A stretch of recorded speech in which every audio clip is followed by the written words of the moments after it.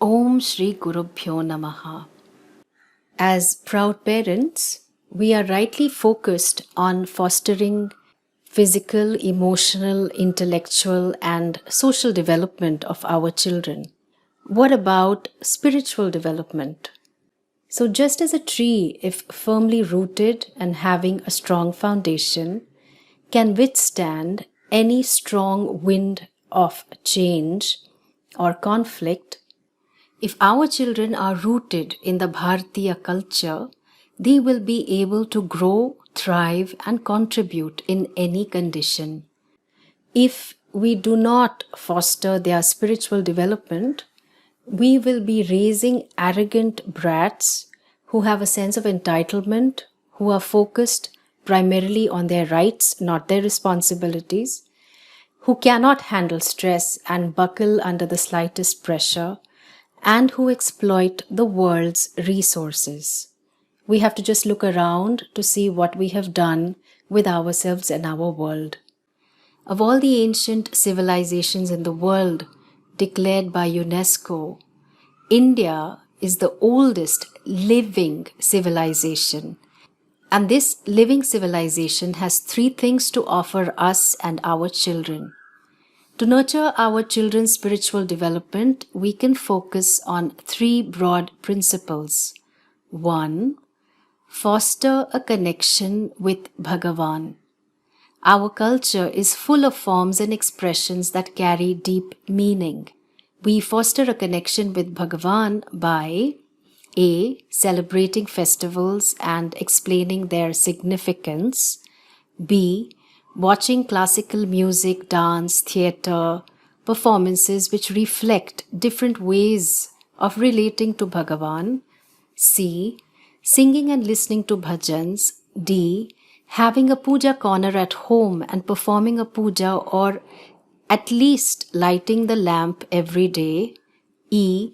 Taking them to visit our Kula Devata temple, the family deity.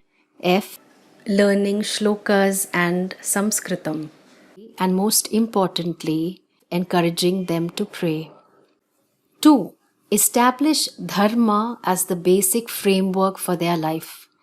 The universal network of laws and principles that is a manifestation of Bhagwan's intelligence is dharma.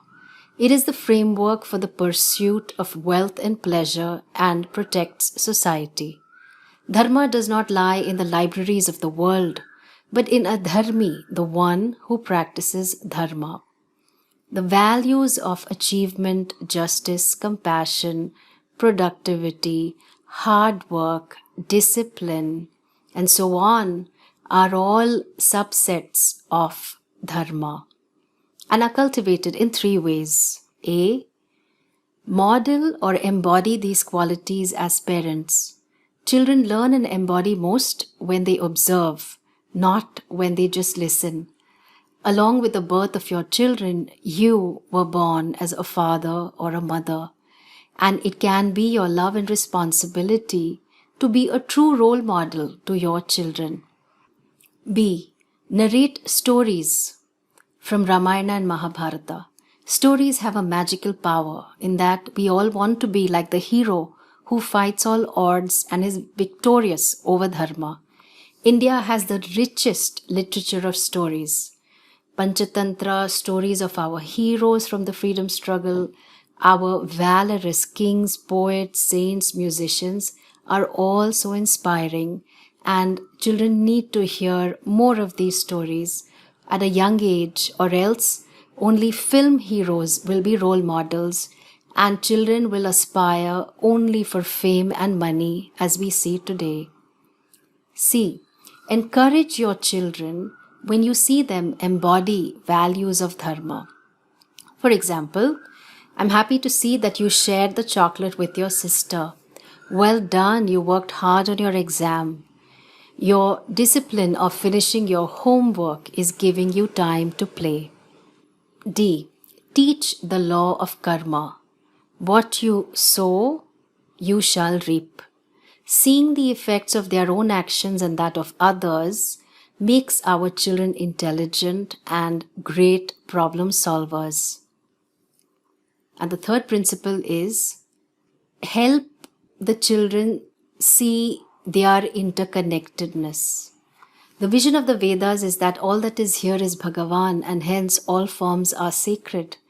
When we see that our bodies and minds are sustained by the 5 great elements, the air we inhale is the air the trees exhale, the water that nourishes the body comes from the lakes and rivers, the food that strengthens us comes from the plants and trees, the actions of others affect us positively and negatively, then our hearts expand and mind grows in wonder. When we see our connections with all that is around us, we grow in our care and responsibility and respect. So we help our children see these connections. The Vedic vision has a very beautiful framework of our connections and responsibilities towards people around us, the environment, our ancestors, our teachers, and our devatas, which we will cover in another video. To conclude, India is rich in forms of expression and has a vibrant culture of joy and celebration of life. So if we were to help our children develop a connection with Bhagavan, establish Dharma as the basic framework for our pursuits, and help them see their interconnectedness, we would have given them the gift and blessing of their own heritage, the heritage of the rishis, which is their legacy. It is one small step for our children, but a giant leap for the continuity of our spiritual heritage. Om Tat Sat.